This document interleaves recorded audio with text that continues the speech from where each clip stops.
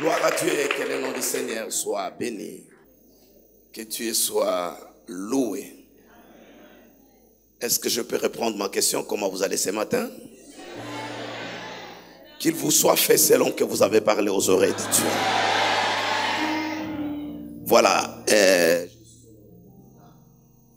Et de prendre part à des grandes conférences Cabot. Et spécialement cette session du matin sur le leadership. Le thème est tellement important. Impactation de sagesse et prospérité.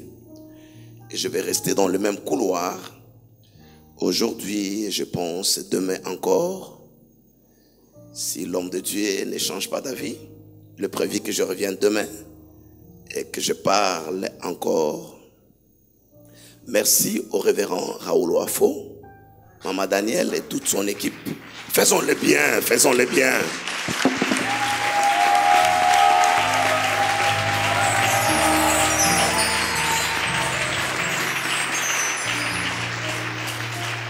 Que Dieu soit loué. Toutes les fois que vous le faites, il y a des répercussions extraordinaires dont vous bénéficiez. C'est pas simplement parce qu'il faut le faire, parce qu'il y a toute une loi derrière. Et dans cette maison, je crois qu'on connaît la loi de l'honneur. Cela a été enseigné en profondeur.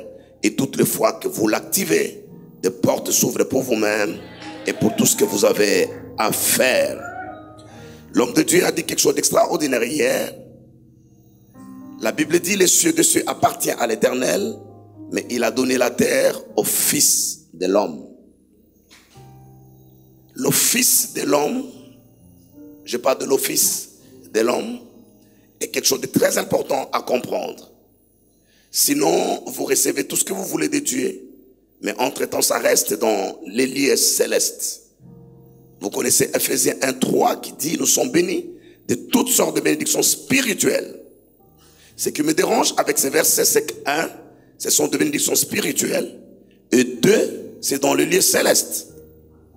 Ça demande tout un mécanisme, ça demande de comprendre des leviers qu'il faut activer pour que ces bénédictions vous soient transférées des lieux célestes vers le lieu terrestre. Ça, c'est la première des choses.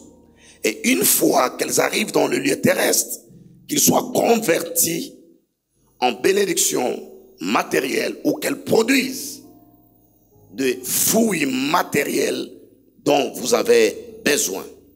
Et pour tout cela, au cœur de toutes ces transactions se trouve le Fils de l'homme.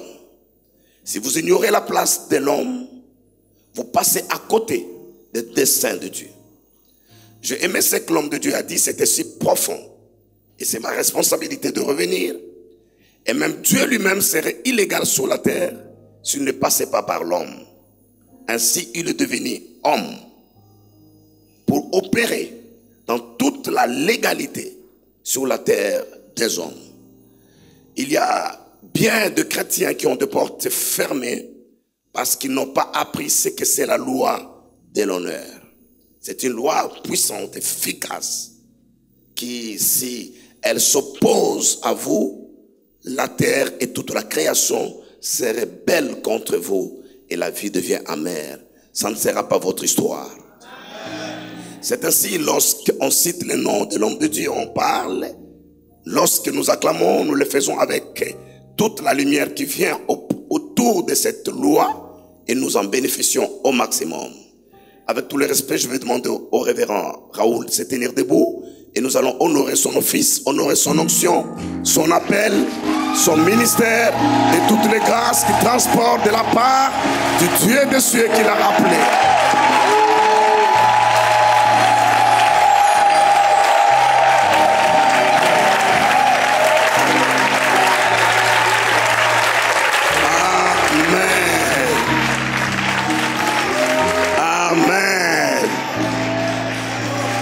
Gloire à Dieu. Alléluia. Homme de Dieu, c'est l'expression de notre respect, de notre considération, de notre admiration, de notre appréciation. Ça vient du fond de nos cœurs et nous l'exprimons avec nos mains et nos voix pour te dire que tu comptes pour nous et tu es un don de Dieu pour notre génération. Amen. On ne regrette pas de ne pas avoir connu Paul, Pierre, Moïse, Samuel. Je crois qu'il ne serait pas efficace pour des temps comme ceci. Pour des temps comme ceci, il nous faut des hommes comme vous. Et nous sommes reconnaissants à Dieu. Merci de reprendre votre place. Un jour, alors que l'homme de Dieu en a parlé hier, j'ai beaucoup aimé l'esprit dans lequel il a navigué hier. Il a brossé les tableaux presque complets où il a pris ici et là des éléments de mes interventions du matin et du soir. Hier, il a parlé aussi d'Élie et d'Élisée. Alors qu'ils sont sur le point de se séparer. Il n'est pas le seul à l'école des fils des prophètes. Il y en avait à Gilgal, il y en avait à Bethel, il y en avait à Jéricho. Et même au bord du Jourdain, il y a une dernière école qui était là. Ils étaient tous disciples du même prophète. Ils étaient tous fils du même prophète. Je remarquais, j'ai 4 enfants, 2 filles et puis 2 garçons. Ma deuxième fille, je communique avec elle tous les 2 ou tous les 3 jours. D'abord à la maison, lorsque l'aîné dit, je suis le plus aimé de papa parce que je suis son aîné. Le troisième, c'est un garçon, dit non, tu te trompes. Moi, je suis l'aîné des garçons. Et c'est moi qui est le plus aimé de mon père. Mon fils cadet dit non, vous êtes à côté. C'est moi le Benjamin, toute l'attention et l'amour, c'est sur moi. Et naturellement, ma deuxième fille n'a rien à dire, sa position. Tu vois, la première fille est née. Le troisième, c'est l'aîné des garçons.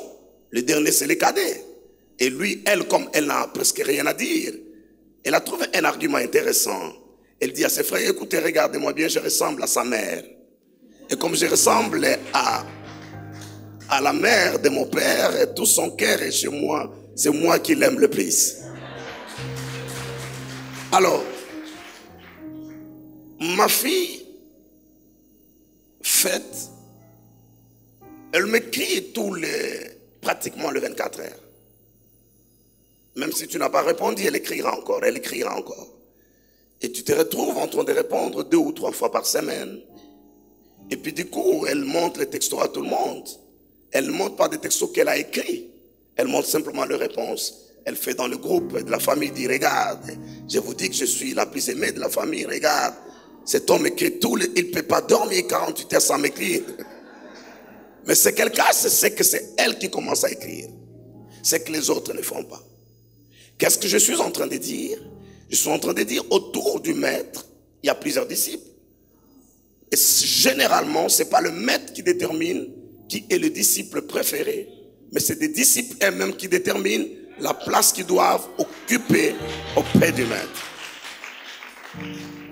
Et ça, c'est intéressant.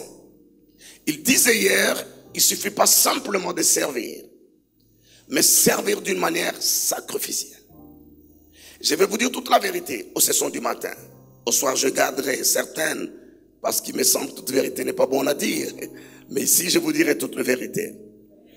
Vous pouvez tromper un homme de Dieu, vous pouvez le manipuler à une certaine mesure. Moi-même, je suis manipulable, je peux tomber dans les erreurs. Mais mon onction, vous ne pouvez pas le tromper. Moi, oui, mon onction, vous ne pouvez pas. Il ne se laissera pas emporter par vos manipulations et vos trucs. Regardez, il y a plusieurs fils de prophètes. Mais eux-mêmes disent à Élisée, sais-tu que ton maître sera enlevé aujourd'hui? Ils prennent leur maître à tous, ils l'attribuent juste à Élisée. Quelqu'un comprend ce que je dis? Est-ce que quelqu'un comprend ce que je dis? Sais-tu que ton maître sera enlevé aujourd'hui? C'est le maître de tout le monde. Et lorsqu'il marche, parce qu'il refuse d'abandonner, il décide d'aller jusqu'au bout. Nous parlons de l'impactation, de sagesse et de prospérité. Il décide d'aller jusqu'au bout de la démarche. Et finalement, l'homme de Dieu, voyant sa détermination, s'est retourné, lui pose la question, que veux-tu que je fasse pour toi? Il dit, je veux la double portion de l'esprit qu'il y a sur toi. Au verset 10, et c'est 2 Rois, chapitre 2, au verset 10, Il lui donne une réponse qui m'a toujours choqué. Vous l'avez lu, vous la connaissez, mais souvent vous ne vous êtes pas arrêté pour vous poser la question. Élie dit, tu demandes une chose difficile. Frères et sœurs, dans la vie, il y a des choses difficiles. Et il y a des choses très difficiles. Je ne dis pas qu'elles sont impossibles. Le maître lui dit, tu demandes une chose difficile. Recevoir le grâce. Je n'ai pas dit de bénéficier. C'est comme ça, je reviens, je répéterai toujours. L'homme de Dieu hier nous a donné une intervention vraiment pointillée et sous une inspiration et une onction extraordinaire. Il a dit hier que vous pouvez jouir de grâce qu'il transporte, qu'un homme de Dieu transporte. Mais il y a une différence notoire entre jouir des grâces et devenir participant de ces grâces. L'impactation, c'est pas simplement jouir des grâces qu'un homme porte. Il a si bien dit hier, son onction comme la mienne, mes grâces peut produire quelque chose en toi, jusqu'à tu l'utilises pour cette saison-là, mais tu ne sauras pas comment la reproduire. Et des fois, c'est dangereux. Parce que ça peut te permettre de décoller et tu es parti. Et si cette grâce ne te permet pas de pouvoir atterrir, tu restes suspendu dans les airs. Vous connaissez l'histoire de ces étudiants qui prenaient le cours de pilotage, qui, après le premier chapitre, ont fait l'essai sans l'accord de leur maître et ils ne savaient pas là-haut quelle était la phase nécessaire pour atterrir. Que ça ne soit pas votre histoire. Jouir des grâces, n'importe qui peut les jouir. En jouir plutôt. Il a lui-même dit hier, et ça je aimais. Il a dit, il y a des gens qui n'ont ni lot ni part dans le royaume de Dieu, mais qui jouissent de son ministère. Ils ne sont pas des enfants de Dieu. Ils ne sont pas nés de nouveau. Mais par leur attitude, par leur manière de faire, ils jouissent des grâces qu'ils portent. Et malheureusement, vous trouvez au milieu de ses propres fils dans cette maison, certains dont la vie ne reflète rien de toutes les grâces que l'homme de Dieu a. Mais je veux que nous puissions aller au-delà de jouir de la grâce. Ça n'importe qui peut en jouir. Mais devenir participant. Et ça, c'est pas une chose difficile, facile. C'est le prophète Élie qui dit. Il ne le dit pas à un garçon qu'il a rencontré juste au bord du Jourdain et qui lui demande quelque chose. Il dit à un homme qui a tout abandonné. Il était à la tête d'une entreprise agro-pastorale, bien sûr familiale. L'expression qui dit qu'il était avec la 40e paire de bœufs, 6e ou 12e paire. L'expression veut dire que c'était lui le boss. Et il a tout abandonné. Il boit l'attelage, s'en sert comme du bois. Il prend le bœuf, il le offre en sacrifice. Il va dire au revoir à son dad et à sa maman. Et puis finalement, il va suivre Élie. Il a tout abandonné. Ça, c'est la dimension du sacrifice. Il était bien placé dans la société. Un monsieur respectable. Il a abandonné pour suivre. Et après toutes ces années, c'est à lui que le prophète Élie dit, tu demandes une chose difficile. Si c'est une chose difficile pour lui, qu'en est-il de tous les autres fils de prophètes qui eux sont restés dans des garnisons à Jéricho, à Bethel et ailleurs? Si c'est difficile pour Élisée, qu'est-ce qu'il en sera pour les autres? Regardez Jean chapitre 13. Nous prenons du premier jusqu'au 9e verset.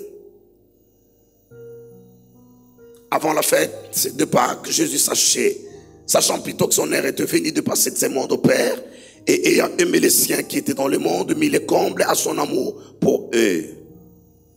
Pendant les soupers, lorsque le diable avait déjà inspiré au cœur de Judas Iscariote, fils de Simon, le dessein de les livrer, Jésus qui savait que le Père avait remis toutes choses entre ses mains, qu'il était venu de Dieu et qu'il s'en allait à Dieu, s'éleva des tables, ôta ses vêtements et prit un linge dont il s'est saigné. Ensuite, il versa de l'eau dans un bassin et il s'est mis à laver le pied des disciples et à les essuyer avec le linge dont il était saint. Il vint donc à Simon-Pierre et Pierre lui dit, toi Seigneur, tu me laves le pied. Jésus lui répondit, ce que je fais, tu ne le comprends pas maintenant, mais tu le comprendras bientôt. Pierre lui dit, non, tu ne me laveras le pied. Jésus lui répondit, si je ne te lave, tu n'auras point de part avec moi. Tu ne participeras pas à ma dignité, à mon appel, à mon ministère. Ça, c'est encore l'apôtre Pierre. Il n'est pas simplement parmi les 12 apôtres, mais il est en plus parmi les 3 qui étaient pratiquement dans le cercle le plus privé du maître. Comme un père pour Élisée, pour Élie, Pierre l'est pour Jésus-Christ. Mais Jésus lui dit, si tu refuses cette transaction, par le fait simplement que tu ne le comprends pas, tu n'auras pas de part avec moi. Donc c'est possible d'être avec un homme de Dieu, de le servir, d'avoir tout abandonné, d'être là et de ne pas avoir de part dans sa dignité, dans son ministère. C'est possible. Et c'est Jésus qui nous le démontre. Le prophète Élie a dit, c'est une chose difficile. Mais Jésus dit que la chose peut être rendue même impossible. Parce que nous avons un problème, une maladie, nous voulons tout comprendre. Tout comprendre, bien sûr, à l'église. Lorsque vous suivez la dose que vous prescrit le médecin, vous n'avez jamais fait un seul cours de pharmacie. Vous ne connaissez pas généralement. Je sais qu'avec l'internet aujourd'hui, les gens s'instruisent eux-mêmes, mais vous ne connaissez pas toutes les propriétés chimiques qui se trouvent dans de médicaments et la plupart que vous prenez. Si vous le saviez, vous n'auriez pas pris plusieurs médicaments que vous avez pris. Jour après jour, on découvre et on décommande plusieurs produits que nous avons pris depuis notre tendre enfance. Parce qu'on découvre aujourd'hui les effets négatifs de ces produits-là en retard. Le pharmaciste ne présente que des excuses. Il dit c'est pas notre faute. Notre connaissance, nos compétences étaient liées à ce qu'on connaissait à l'époque. Et l'ardoise est effacée. Personne ne paye la facture.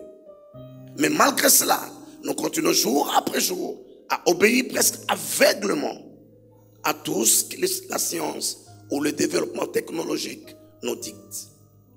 On nous dira certainement demain ou après-demain, sinon dans 3-4 décennies, nous découvrirons qu'il n'est pas correct d'avoir tous ces téléphones portables, ces machines dans nos chambres à coucher ou dans des espaces fermés. Nous les découvrirons tôt ou tard. Parce que déjà, lorsque vous allez à Silicon Valley, il semble, j'étais autour mais je n'ai pas vérifié, leurs propres enfants n'ont pas tous ces téléphones et tu les fabriques pour nous. Les enfants n'en ont pas. Et dans leur maison, généralement, il n'y en a pas. Nous le découvrirons plus tard. Pourquoi j'ai dit toutes ces choses? Parce qu'il n'y a qu'à l'église que nous devenons très intelligents. Où nous nous arrêtons pour tout réfléchir parce que nous voulons tout comprendre. Et quelqu'un d'autre se pose la question, pourquoi ces enveloppes sont de couleur rouge? Ça pouvait être bleu, il poserait la même question. Ça pouvait être vert, il poserait la même question. C'est là où nous activons au fait notre intelligence qui, je demande à personne d'éteindre son cerveau à l'église. Je vais dire simplement que votre intelligence ne doit pas devenir un obstacle qui vous empêche de jouir des transactions spirituelles. Au nom d'une certaine humilité, d'une certaine simplicité, l'apôtre Pierre dit non, Seigneur, tu ne me laveras pas le pied. Mais derrière cet acte de laver le pied, il y a des choses qui se transmettent. L'homme de Dieu l'a dit hier également, lorsqu'il parlait, je crois, les tout derniers moyens d'impactation dont il a fait allusion, c'était l'imposition de main.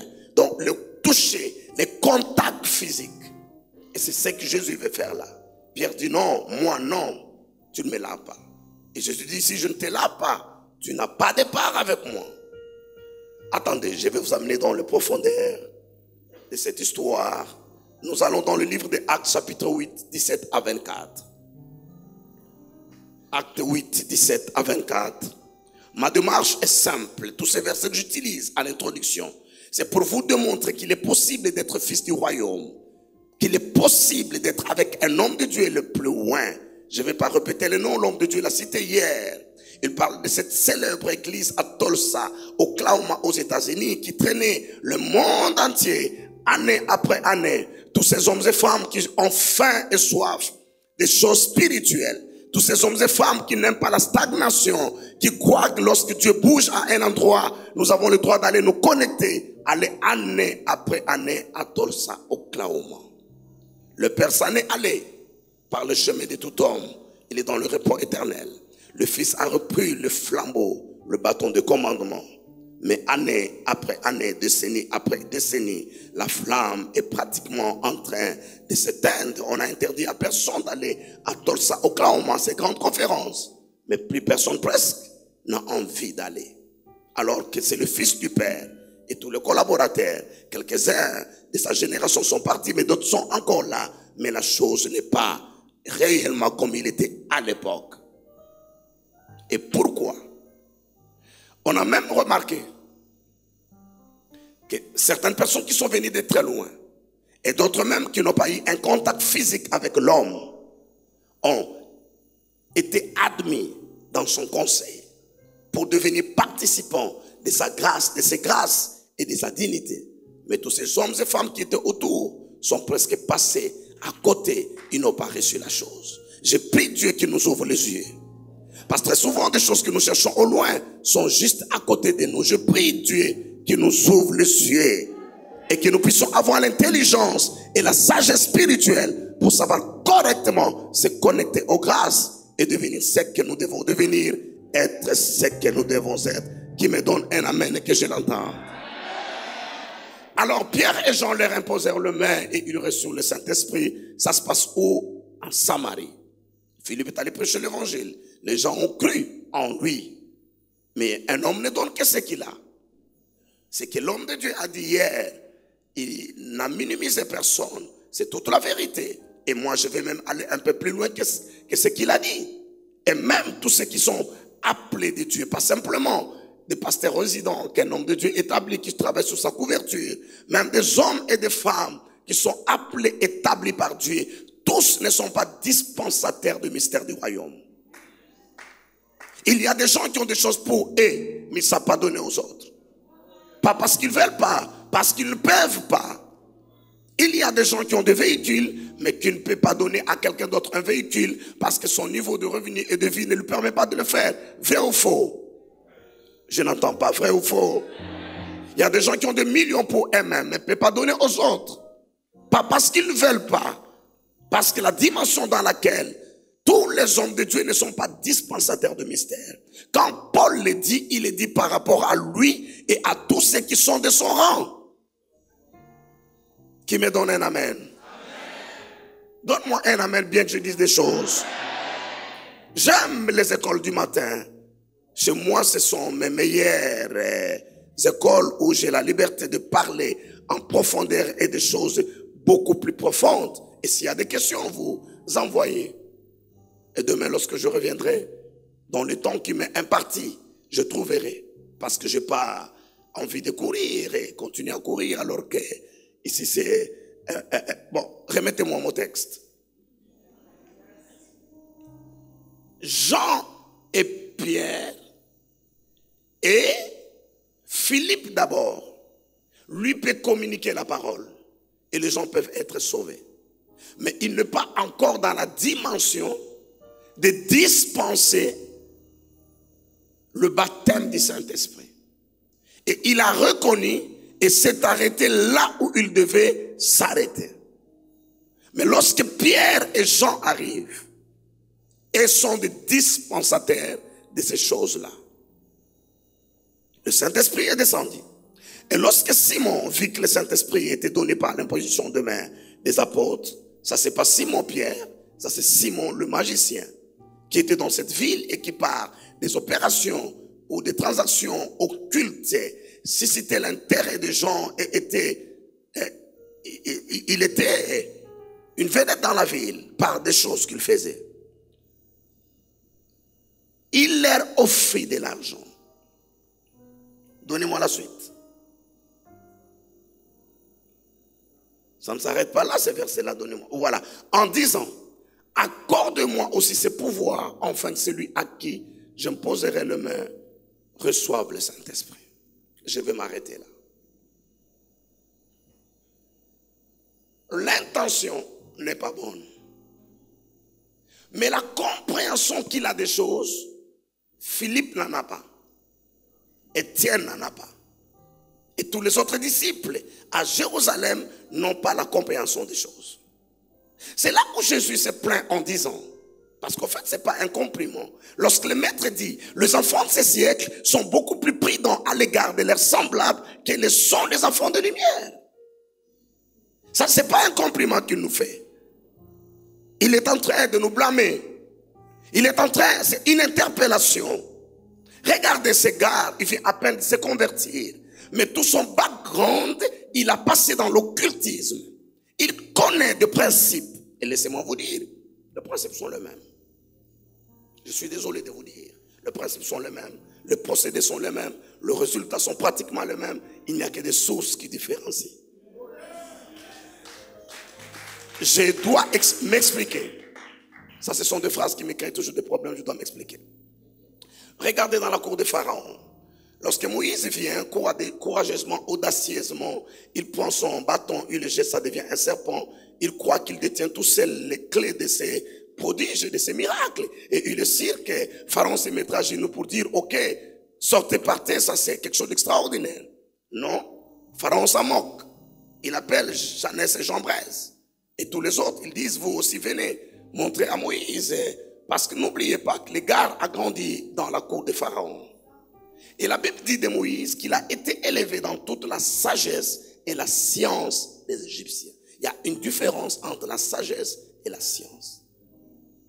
La science veut dire l'université sous le plan académique. La sagesse veut dire la magie des Égyptiens. Et Moïse a cru que depuis qu'il est parti, tout ce qu'il savait faire avec les Égyptiens, ils se sont arrêtés à ce niveau-là. Non. Ils ont grandi dans la connaissance. Sinon, il aurait dit à Dieu que cette évidence ne suffise pas parce qu'ils savent le faire eux aussi. Et lorsque les autres arrivent, ils jettent leurs bâtons et comme ils étaient plus nombreux, ils produisent beaucoup plus de serpents que Moïse. Mais vous connaissez la finalité. C'est le serpent de Moïse qui avale tous les serpents des autres. Et à la fin, lorsqu'il récupère son serpent, c'est un bâton dont les bâtons des autres sont engloutis. Je lève ma main droite. Je décrète et je déclare, dans toute compétition de la vie, tu puisses engloutir tes adversaires. Tant que tu vivras, que personne ne tienne devant toi.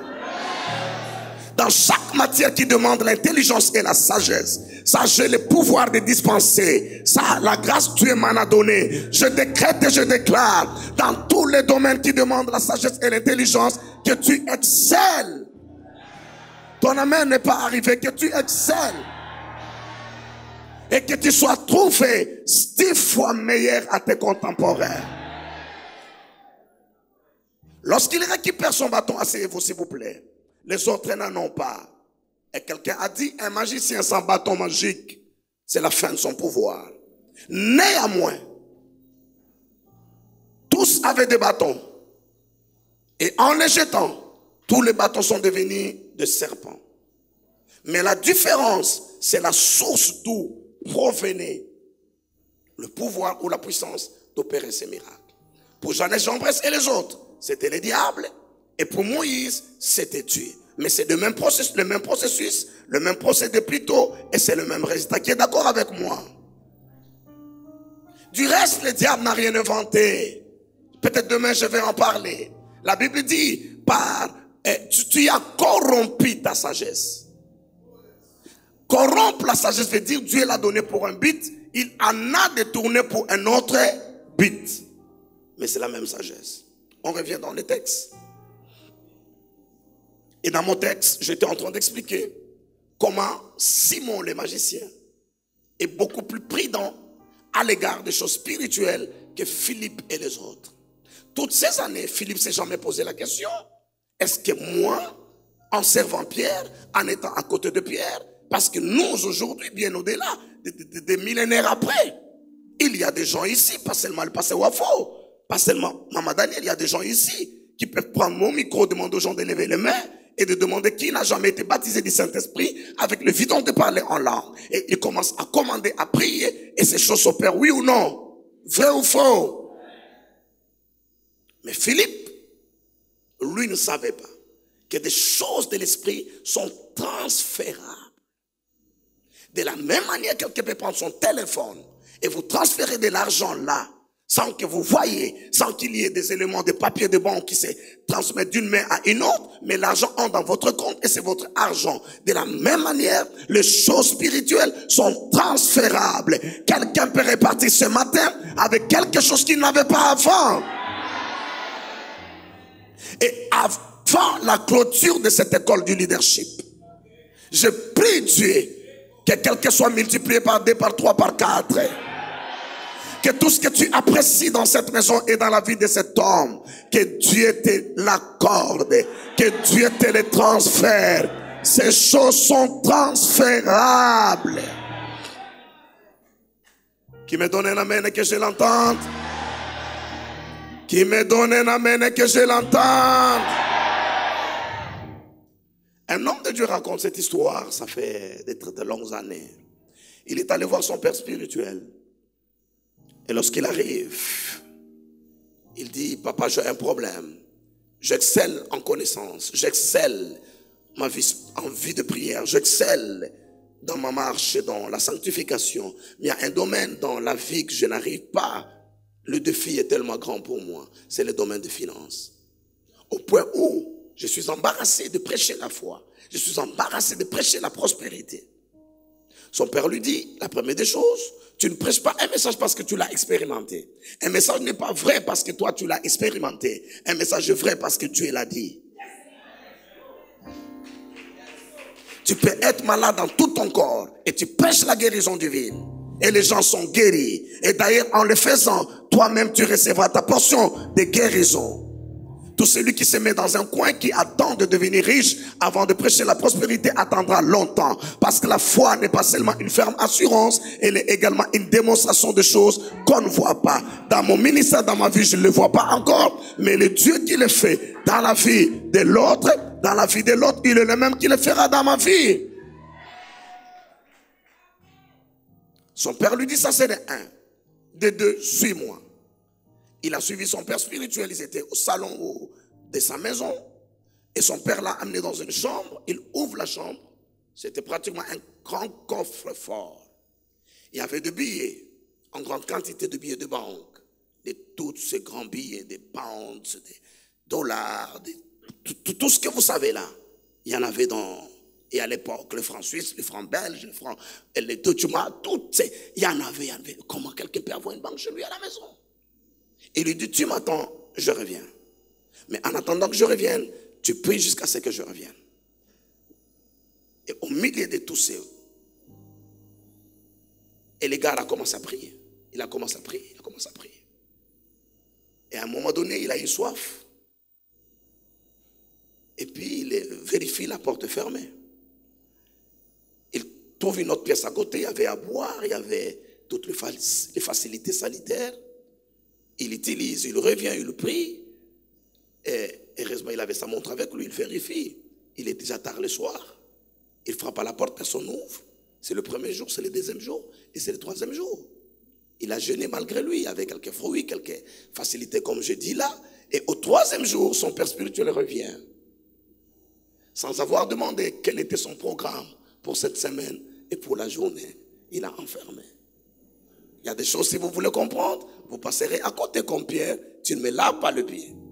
Et le troisième jour, son père spirituel arrive, il ouvre la porte, dit, jeune homme, comment tu vas? Il est fatigué, il n'a mangé que des fruits, il n'a bu que de l'eau, il est fatigué là, un peu fâché, qu'est-ce qui s'est passé? Il dit, au fait, tu étais venu pourquoi encore? Il dit, j'étais venu pour la percée financière. Il dit, ok, maintenant tu peux partir. Tu as cohabité pendant 3 jours avec de l'argent. Cette quantité d'argent, il dit, il est tard que tu sois pauvre dans ta vie. Même si tu le fais, même si le diable le fait, même si l'esprit de pauvreté vient en personne, il est tard que tu sois pauvre dans ta vie. Le gars dit qu'il est sorti de là. Il n'était pas encore arrivé chez lui. Il a eu un premier million de dollars de toute sa vie. Quelqu'un qui n'avait jamais touché 100 000 $. Il n'est pas arrivé chez lui. Des gens l'ont appelé d'ailleurs, des gens qu'il connaissait il y a longtemps. Vous voyez, ces choses se font. Le transfert, il y a des gens qui ont mandat par la parole de leur bouche ou par des actes prophétiques, comme l'a dit l'homme de Dieu, de vous faire quitter la dimension où vous êtes et de vous amener dans les auteurs.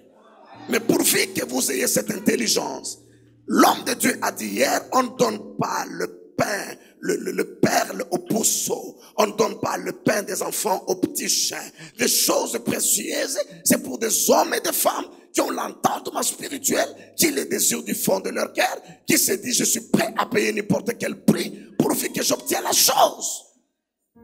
Parce qu'on ne les donne pas à ceux qui vont le fouler aux pieds et se retourner demain contre vous qui leur avez dispensé ces choses. Où est mon texte? Je parlais de Simon. Il dit, accorde-moi aussi ces pouvoirs, afin que celui à qui je me poserai les mains reçoive le Saint-Esprit. Et de qui ils ont reçu ces pouvoirs? Ils ne l'ont pas reçu d'eux-mêmes. Il y a des choses que vous ne recevez pas de vous-même. Frères et sœurs, oh, homme de Dieu, écoutez-moi, avec tout le respect que je vous dois, il y a des choses que vous ne recevrez jamais de vous-même. Ça, un jour de prière ne vous donnera pas. Il y a des choses qui se transmettent d'une génération à une autre. Il y a des choses, au fait, qui ne sont plus aux cieux. Il y en a sur la terre. Parce que Dieu l'a donné à des dépositaires qui doivent le communiquer. Et ces choses se communiquent d'une génération à une autre.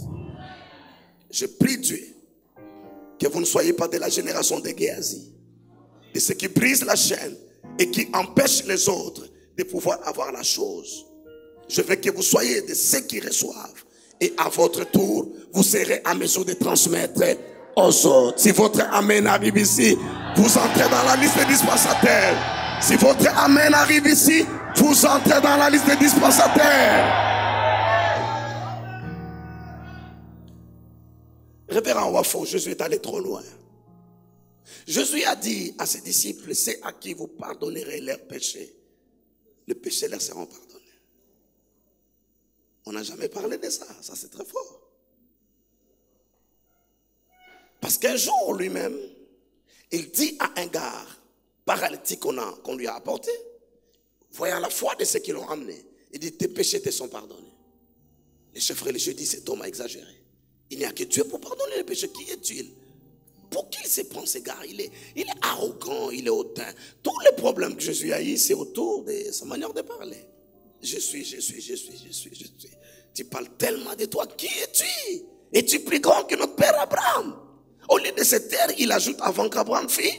Je dis non, là, tu as exagéré. Ils ont carrément pris des pierres pour les lapider. Et les gars s'est éclipsé. Sinon, ce jour-là, on allait tuer parce qu'il est allé trop loin. Quelqu'un entend ce que je dis? Quelqu'un entend ce que je dis? Laissez-moi d'abord revenir dans mon texte, sinon on ne le termine pas. Mais Pierre lui dit que ton argent périsse avec toi, puisque tu as cru que le don de Dieu s'acquérait à prix d'argent. Tu penses que ces transactions se font de la même manière que ça se faisait de l'autre côté où tu étais. La disposition de Simon, je blâme ses intentions, mais je célèbre ses dispositions. Ce gars est prêt à sacrifier sa femme pour obtenir un pouvoir spirituel. Ouais. Pour avoir le pouvoir de donner le Saint-Esprit aux gens, il est prêt à donner une forte somme d'argent. Mais si vous lui dites maintenant, Maman Daniel, qu'il y a un autre pouvoir pour ressusciter les morts, mais le prix, sacrifie ta femme, Simon le fera. Vrai ou faux? Vous allez en compétition avec des gens. Vous vous battez pour un poste, pour un marché avec des gens qui sont prêts à sacrifier leurs enfants, leurs épouses. Et vous, ici, qu'est-ce que je lis? Même les enveloppes neutres sont encore là. Neutre veut dire quoi? C'est-à-dire tu fixes le montant toi-même, c'est ça, non? Il y en a encore. 2 500 000 francs congolais. Non, pas congolais, CFA. 2 500 000 francs CFA. Il y en a encore là. Mais celui avec qui tu es en compétition, en concurrence, pour avoir un marché, il est prêt à sacrifier sa fille aînée. Avez-vous lu 2 Rois chapitre 3? Hein? C'est le roi de Moab. Il est en difficulté. Il est en guerre contre le roi d'Israël. et le roi de Juda, ils sont en coalition, même avec le roi d'Édom. Et à un moment donné, la bataille devient rude. Il a perdu la bataille. Mais l'enjeu maintenant, c'est sa vie. Parce que dans tout système, écoutez ceci, dans tout ce système, il y a ce qu'on appelle le centre de gravité. Tous les stratèges en renseignement, les stratèges militaires, les stratèges politiques, économiques, ils vous diront, lorsque vous êtes dans une bataille, localisez les centres de gravité. Si vous arrivez à éteindre ou à détruire les centres de gravité, le système s'écroule comme un château de cartes. Ce n'est pas des stratèges modernes qui inventent la loi. Jésus l'a enseigné il y a très longtemps. Jésus a dit, frappez le berger et les troupeaux seront dispersés. Parce que le berger est le centre de gravité pour son troupeau. Et maintenant, tout l'effort de guerre se porte sur le roi de Moab. Le problème, ce n'est plus de gagner la bataille, ils l'ont déjà gagné. Mais c'est sa vie. Et le gars, il fait quelque chose d'extraordinaire. La Bible dit, il prend son fils aîné. C'est lui qui devait régner à sa place. Il l'amène sur ce mirail et il l'offre en holocauste. Le mot holocauste veut dire, il le brûle tout entier. Après l'avoir bien sûr ligoté et gorgé. Et vous savez avec moi que l'âme vit dans le sang. Et au moment où le sang est en train de... l'âme du garçon doit s'en aller. Et à la vue de ce spectacle, la Bible dit les enfants d'Israël qui avaient le dessus dans la bataille, ils s'arrêtèrent. Ils sont horrifiés. Ils sont troublés. La bataille s'arrête. Et le gars a sauvé pas simplement sa vie, il a sauvé sa dynastie. Mais vous savez quoi, révérend Raoul? C'est dans la Bible qu'il est écrit que les enfants d'Israël étaient estomaqués. Qu'ils étaient, parce qu'au fait, ils n'ont jamais vu de dureté de guerre comme ça. Comment un homme peut prendre son propre fils, faire une telle chose? Pourtant Dieu les avait avertis. Lorsque vous entrez dans ce pays, n'imitez pas les pratiques de ce peuple-là, parce qu'ils immolent leurs enfants. Ça, c'était ce qu'ils ont entendu de Dieu. Mais là, ils voient de leurs propres yeux. Ça, c'est ce qui est écrit dans votre Bible. Et la Bible, c'est l'annale de l'histoire des Juifs. Mais dans les annales des Moabites, il est écrit, lorsqu'il offrit son fils, Moloch, le dieu des Moabites, frappa les Israéliens d'étourdissement et d'aveuglement. Ils ne reconnurent plus la cible et commencèrent à tourner, à tâtonner, jusqu'à retourner dans leur pays. Ça, c'est le pouvoir du sacrifice. Vous vivez dans un monde compliqué. Vous ne savez pas les enjeux véritables de la vie. Quelqu'un d'autre pour détruire ton mariage, il est prêt à payer un prix que toi, de toute ta vie, tu ne sauras jamais payer. Et la vérité est que le ciel de cieux appartient à l'Éternel. La loi de Dieu est parfaite au ciel, dit la Bible. Mais Dieu a donné la terre aux fils des hommes. Il y a des hommes et des femmes qui peuvent permettre à Dieu de remporter des victoires sur la terre ou de perdre des victoires sur la terre. Combien de batailles Israël a perdu? N'avez-vous pas lu? À l'époque des juges, les enfants d'Israël consultent Dieu et lui posent la question. Qui de nous s'élèvera et ira le premier en bataille? Parce qu'ils n'ont pas de leader. Josué est mort et toute cette génération-là. Dieu leur dit, Juda ira le premier. Et Juda négocie avec son frère Siméon. Ne jurez pas celle, tu m'accompagneras. Et ils sont allés dans la bataille, ils ont eu de victoires. Mais la Bible dit, ils ne purent pas soumettre les habitants de la vallée. Parce que ceux-là avaient des chars de fer. Qui entend ce que je dis? Dieu est avec eux. Ils ont ainsi dit l'Éternel. Ils ne sont pas allés d'eux-mêmes. Ils ont remporté des batailles. Mais face à un peuple qui avait des chars de fer, ils ne purent pas soumettre ce peuple-là. Ils ne purent pas le soumettre. Je vais vous donner une équation beaucoup plus compliquée. Celle-là, vous ne la comprenez pas. Cette fois, c'est une guerre fratricide. Ça se passe entre les enfants d'Israël. Il y a un Lévite qui est allé suivre sa femme ou sa concubine quelque part, qui l'a ramené.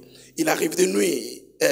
Il dit, je passerai par la nuit au milieu de peuples incirconcis, parce qu'ils ont des habitudes bizarres, ils ne connaissent pas Dieu. Je marcherai encore. Il marche. Et il arrive à Gouibéa de Benjamin.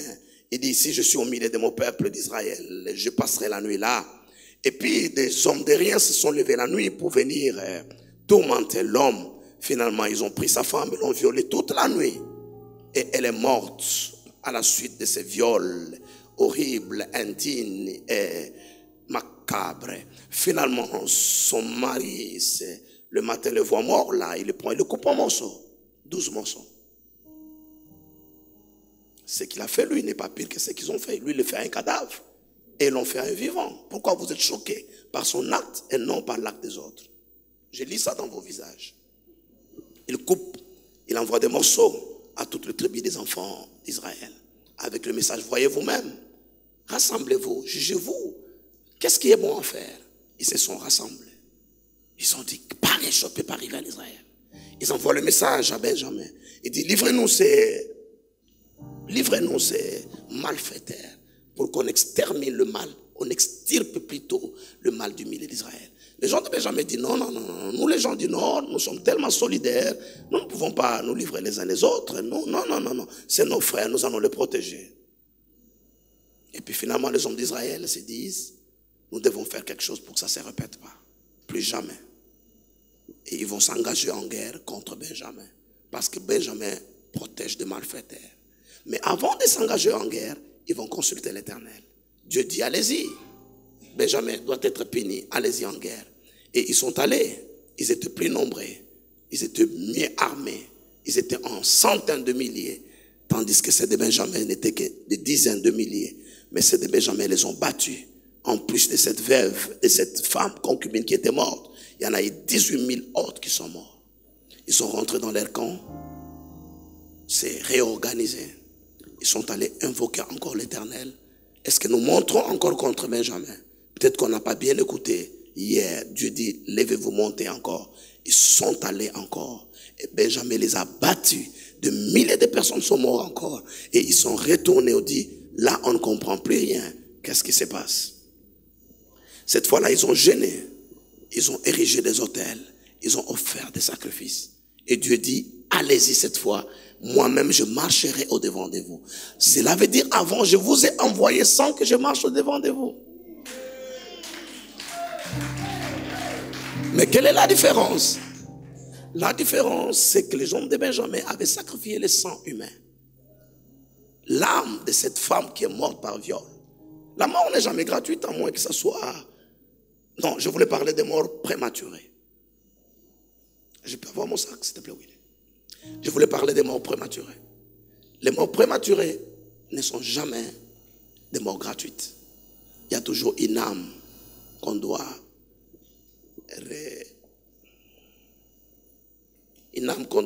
toujours récupérer.